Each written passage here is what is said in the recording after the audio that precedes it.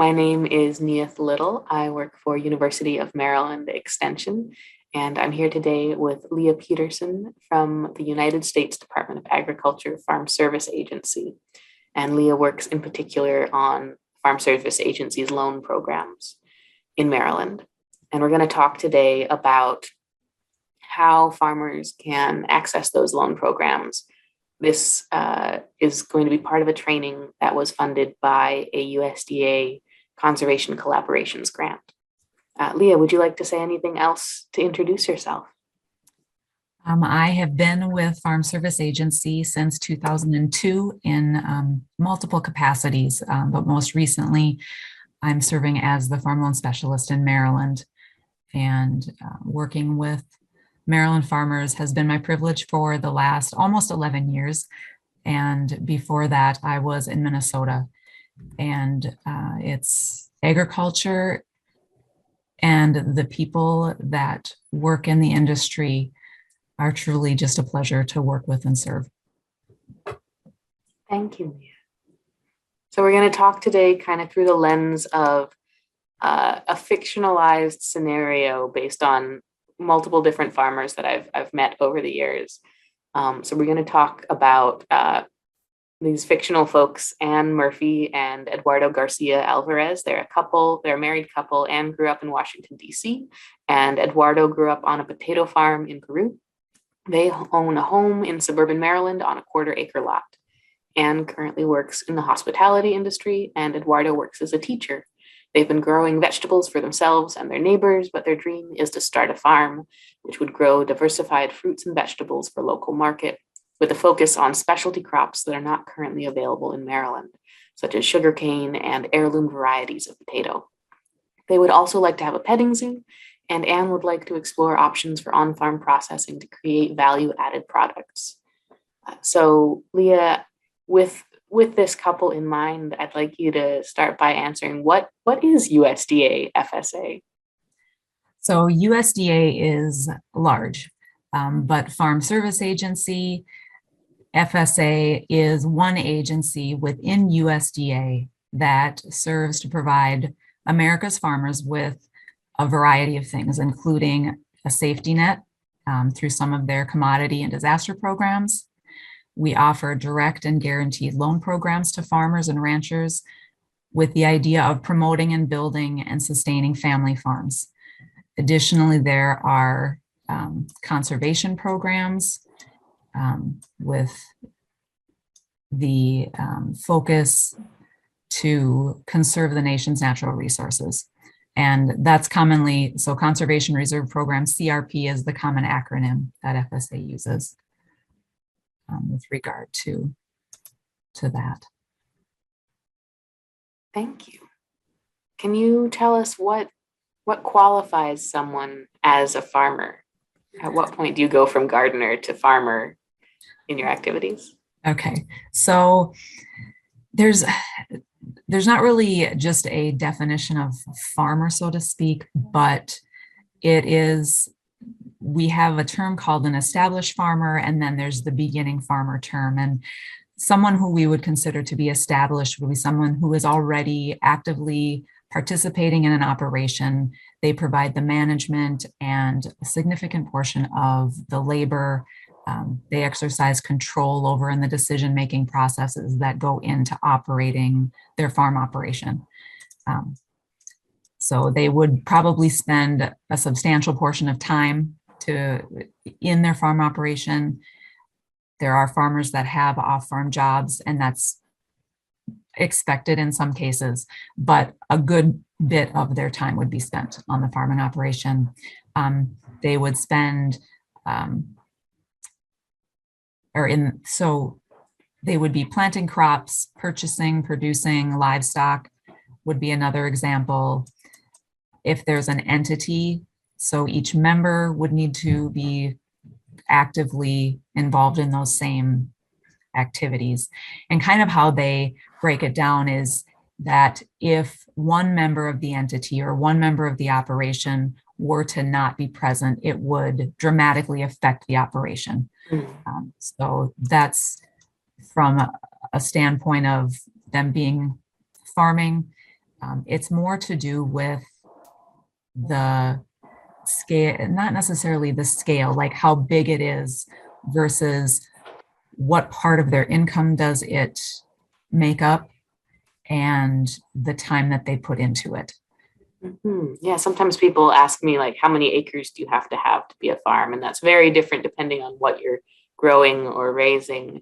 It seems like whether you're selling what you produce for money is really important. And like you said, whether that's an important piece of your annual income.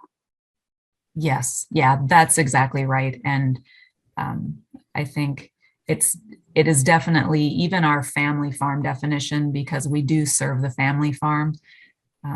But again, that can really be different depending on the type of operation. And if it's an entity that's made up of, say, 3 different families that are one family, so the size and scope of that family operation is going to be much larger than just a single family unit that's operating.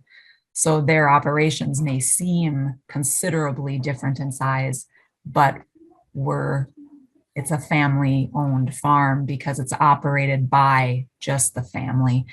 Sometimes when we get into like hired labor, hired seasonal labor is completely expected, but sometimes we will run into there being a full-time farm manager, for instance. And in those cases, you'll often see that those that are applying maybe aren't really involved as much. And in those cases, if they don't have that substantial involvement, either in participating in labor and time, they're not going to be eligible, versus someone who has maybe a part-time manager that assists, but they themselves are still the overall management of the farm and put in, like, their labor is the farm. That's really interesting. So yeah. I guess I'm not sure how much I want to get into this at this point in the conversation, but I'm curious whether there are, certain FSA programs that are relevant to a family farm where it's primarily the family members that are doing the work, and maybe there's occasional part-time help. And there might be other programs that are relevant to a farm that's organized where you have hired full-time farm managers, and there might be an entity, it might be a family even who owns the farm operation, but they might not be working on the farm every day. Are those very distinct in the eyes of what FSA programs they're eligible for? So specifically the loan program, FSA does focus pretty exclusively on the family farm. Okay. But sometimes there are just difficult situations in really determining, have we crossed the line of what we go from a family-sized farm to more of a corporate operation. And so there is a little bit of gray area in there, but we work with our national office when we come into those situations where it's maybe not something that we see very often. But it definitely has to do with, like, is it family primarily operating it, or is it primarily hired? That's really interesting. I was not aware of that. Yeah. So thinking back to this couple, Ann and Eduardo, if they were to rent a field to start their farm enterprise, to expand from growing for themselves to starting to try to market what they grow, what would they need to do to become eligible for USDA FSA loan programs? So depending on the type of loan, does change the eligibility a little bit. If they were looking to get involved at, say, the microloan level, which is we'll talk about a little bit, in a little bit in more detail. But at that level, the experience requirement, as far as recent experience, is a little bit less than what it is if someone's wanting an ownership loan that has a higher limit than $50,000. So they could, say, work with a SCORE mentor and meet kind of that experience requirement. And outside of that, for like an operating type loan if they're renting a piece of property. It's looking more at basic eligibility rather than, so it would be like to be a family farmer. And we've kind of talked about what that looks like. Be a citizen or a US non-citizen national, be unable to obtain credit elsewhere,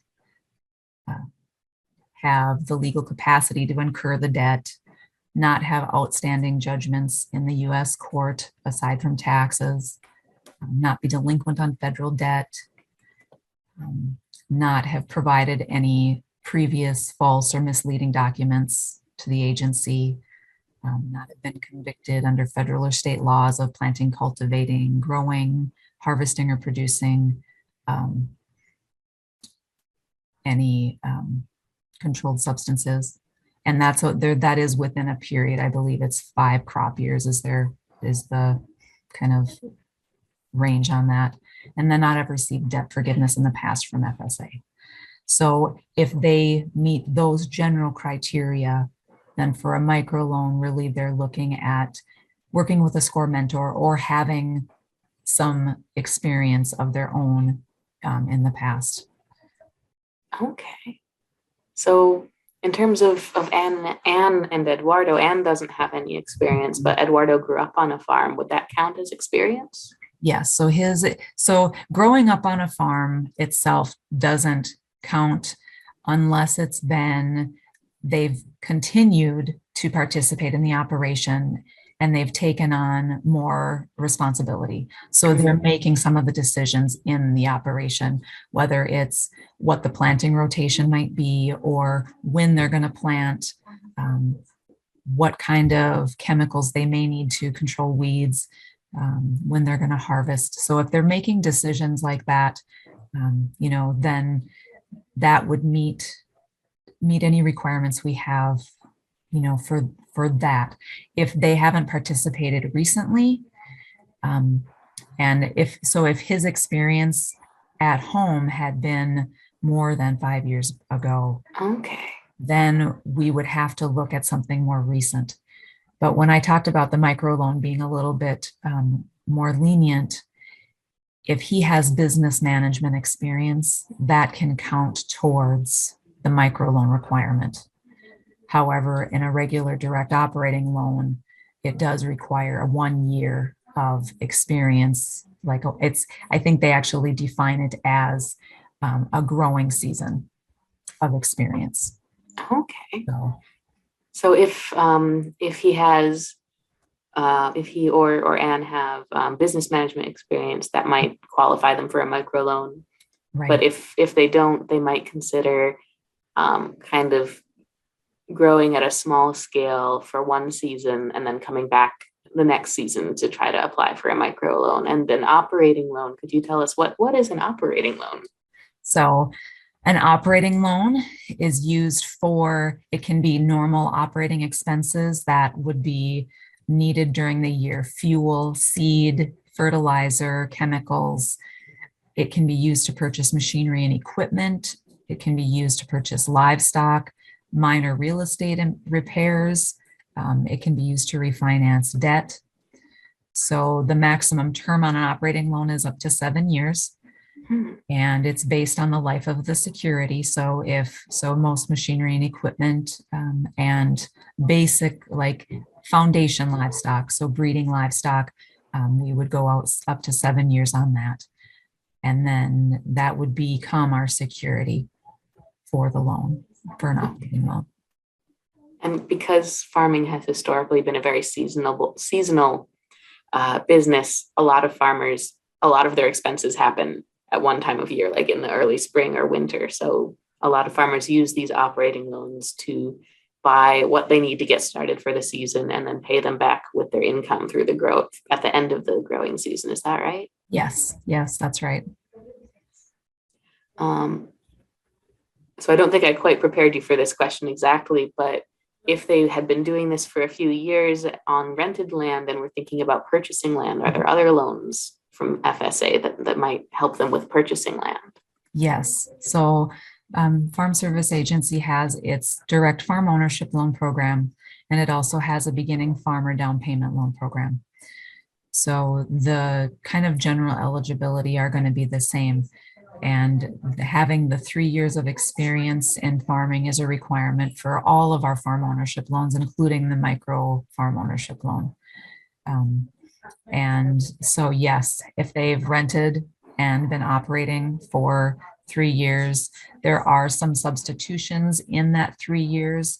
And that's something definitely if someone's in this situation where they have maybe 2 years of experience or 1 year, and they have an opportunity to buy, they definitely reach out to their farm loan team at their local FSA office to kind of go over that, because there may be some substitutions that can be made.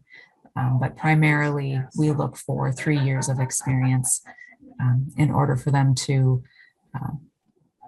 qualify for a farm ownership loan. And the farm ownership loans have up to a 40-year term, and they're secured typically by the real estate that's purchased if it's used to purchase the farm. They can also use loan funds from the farm ownership program to construct farm buildings, to improve structures, to pay closing costs. If they have some conservation type things that are promoting kind of soil and water conservation, we can use that loan program for those things as well. Very cool. So just to clarify, we were saying substitutions. If I'm understanding it right, let's say Anne and Eduardo are farming on this rented land for maybe 2 years, and suddenly the person who owns it is moving to Florida and wants to sell it. And they're like, oh no, we don't have the 3 years of experience. It's worth going and talking to FSA and say, okay, we only have 2 years of experience, but maybe is there other experience we can apply to get that third year to qualify for a loan to buy the land that we're renting?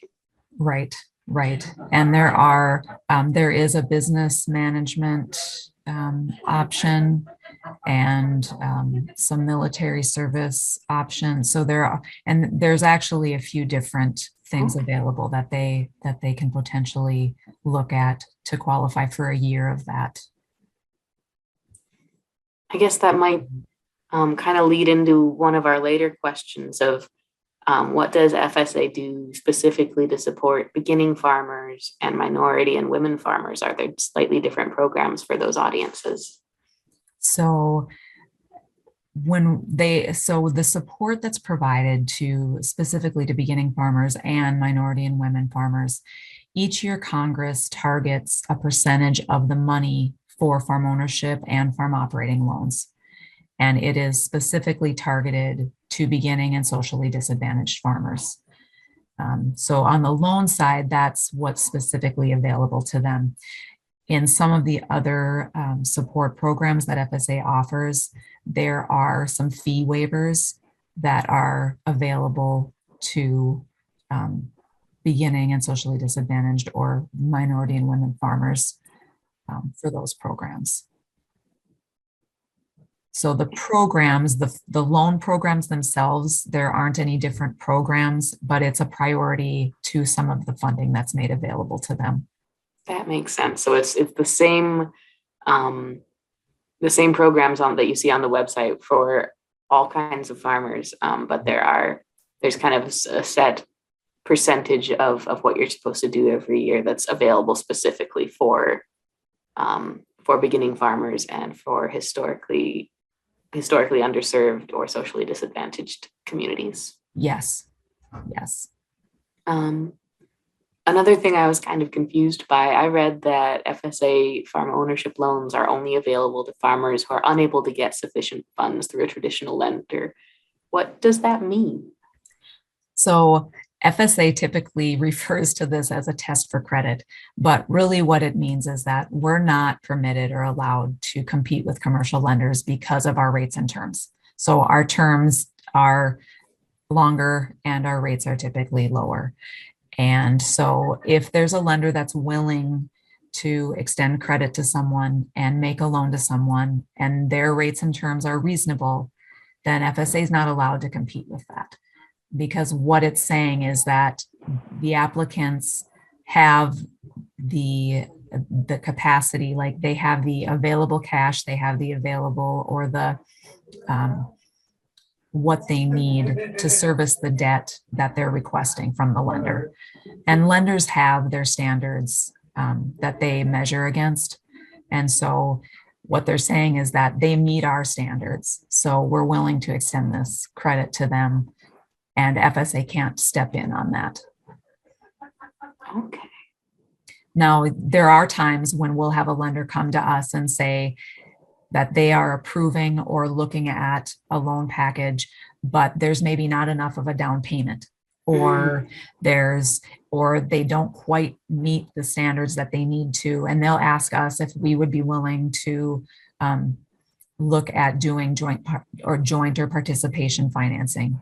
And so we often work with lenders and do kind of packages where the commercial lender is doing part of the loan and FSA is doing part of the loan to, get to improve their financial position. So that's maybe giving them, while the security position would be the same and their equity position might be the same, maybe their cash flow looks a little stronger because our rates are a little bit lower and our terms are a little bit longer, giving them a little more flexibility. Okay. So would our hypothetical farming couple, would they need to apply to a loan from a bank and be turned down and kind of like take that rejection letter to FSA? Or how do you show that you can't get sufficient funds through a traditional lender? Sure. So it's not required that someone go to a commercial lender first. When we're first talking with them and they provide financial information, and what we typically, the conversation we have is that when they apply with us, they're acknowledging and certifying on the application that they can't get a loan from a bank. And so we take that and then they provide us with their complete application, which includes a balance sheet and debt verifications and a plan for what they want to do. So a financial plan. And when we review that and look at that, if it falls within what commercial credit will typically work with, that's when we will say, we'll either ask them to talk to a bank.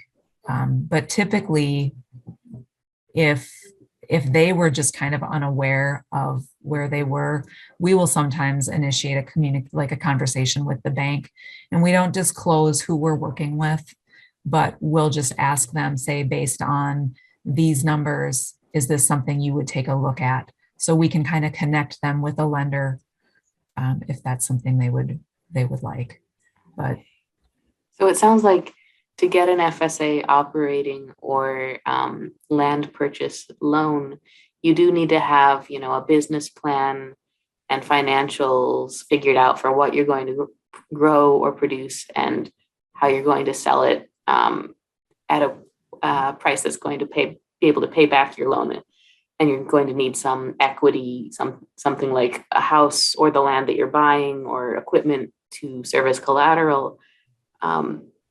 So in what situations would you have those things, but a traditional commercial lender would say, no, I'm not going to loan to you, but FSA says you are enough of a risk? Like where's that kind of area in between traditional lenders and FSA? Sure.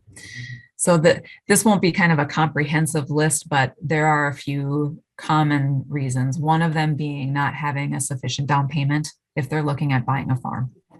And we do a number of joint participation loans for folks that just don't have the 20% down payment that the commercial lender is requiring. Another reason is if they don't have enough security to meet the lender's security requirements. So a lot of times lenders have like kind of a range of what they're looking for. They maybe want to have 85% collateral value in order to make a loan. So FSA's is there has to be equal collateral for the amount of the loan for both ownership and operating.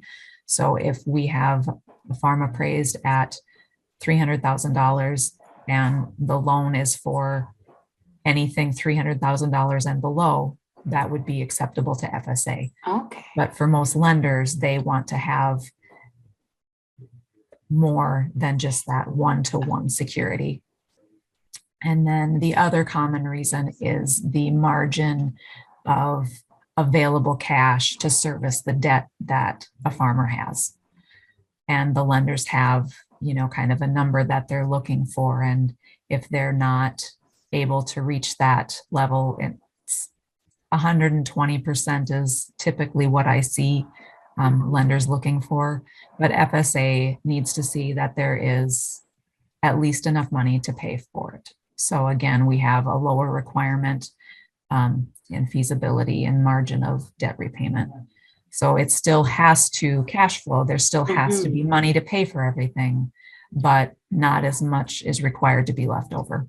Okay, so if you have a profit margin, but it's relatively slim, FSA might be an option more so than a commercial lender. Right. Yeah. I think you've talked about this already, but could you tell us a little bit more about how microloans work? Yeah, absolutely. So I talked about that there's a $50,000 limit, but I don't know that I mentioned that the microloan program can be used for either farm operating requirements or farm ownership. So it can be used for either. There's both a microloan option for operating and a microloan option for ownership. Each of those is a $50,000 limit. And so the microloan application process, it was designed with the idea that it would be more simple. It would require less paperwork to complete, and it would be kind of consistent with the smaller amount of money that's being asked for. The requirements for managerial experience is kind of what we've talked about already. That has been reduced, and the loan security has kind of been modified to accommodate for small farm operations, beginning farmers, and veterans. So the applicants for operating loans need to have some farm experience. However, we do look at the small business experience as well. And also if there is some self-guided apprenticeship, we look at that. Okay. And on the ownership side of things, we've kind of talked about this with the direct program already, but the 3 years of experience out of the last 10, there are possible substitutions if that is something that fits someone's situation. For one of those years, we can look at substituting something else, including business management experience. Okay, so let's kind of think through the process of applying for your first FSA loan. Maybe Ann and Eduardo, they've identified a piece of land they'd like to rent. They're interested in an operating loan to pay first and last month's rent on the land and to get seed and equipment to get started. Let's say just from what you've heard about their bio, just that one is working as a teacher, one is working in the hospitality industry, and one had farm experience many years ago. What would you talk with them about at that point? So I think exactly what you said, the best place to start is for them to have a conversation with one of the team members from a farm loan team. And they will ask questions to try and just really establish what operation they want to have, what their needs are, and maybe what their wants are, so we can kind of determine some goals that they have and for future things, and evaluate if they have cash on hand that they can contribute to the operation, or if they need operating capital in addition to what they may need to buy equipment wise. We want to try and look at the overall operation and determine what they need right then, and also look at what they may need coming up. So we'd probably talk about how long has it been since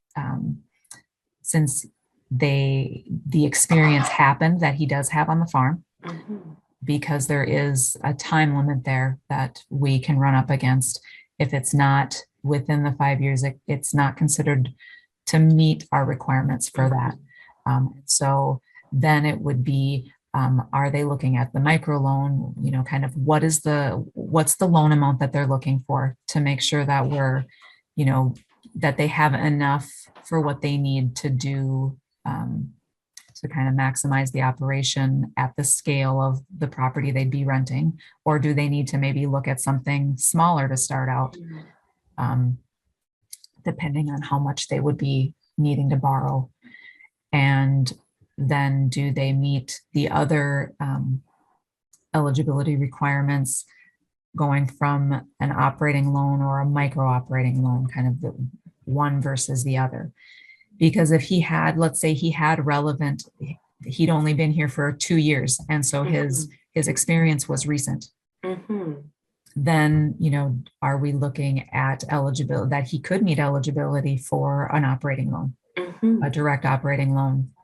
So we'd want to establish the eligibility is something that we typically will try to establish mostly during the communication that we have initially about what they're looking for, what's existing, what they're planning to do, and then kind of go over what financial information that we'll need. With the microloan, it's different. There's less requirement. We need, if they're an existing operation, we need a year of the most recent year of history, both financial and production. If they're doing the regular operating loan, we need 3 years of taxes and 3 years of financial and production history. So there's just some different requirements there. Current balance sheet is something that we get from all of our loan applicants. And for the microloan program, we collect a credit report. However, there's really, aside from the debt verification that a credit report provides, there's not additional debt verification requirements. Occasionally there may be something that we question and we may ask them to provide one, but typically the credit report provides all that we ask on a microloan. But then on a normal operating loan, we would request, we'd talk about needing debt verifications for anything over $5,000, and whether they want to provide statements or whether it's something that they want us to request from the different creditors. Okay. So it's kind of the conversation of, what eligibility do you meet? This is this is what we'll need through the application and to complete your application, and really be sure that they're applying for the right loan. And if it sounds like you're very, the FSA loan officers are very knowledgeable and experienced and kind of can talk with clients and through what might work for them and what might not. I'm sure, there's limits on how much coaching you can provide. If you have someone come into your office who maybe isn't quite eligible right now, but could work towards that, do you refer them to other support, like the SCORE program or an extension agent, or are there other ways they can kind of build up their plan? Yes. Yeah, that's what we like to be able to do in any situation, whether it's someone just having a conversation or if they actually have applied and we have to deny them because of those reasons. We do like to give them some kind of reference point for where to start to move forward if it's really something that they want to do. And like you said, extension is one of the large ones that we refer folks to, and SCORE, there are a number of them in the area. And even just in the industry, whatever industry they're in, if they're in the produce, fruits and vegetables, if they're in, depending on what Yeah, let's say like Anne in our example, instead of working in the hospitality industry, maybe she owns a catering business. Would that kind of count towards business experience? Right.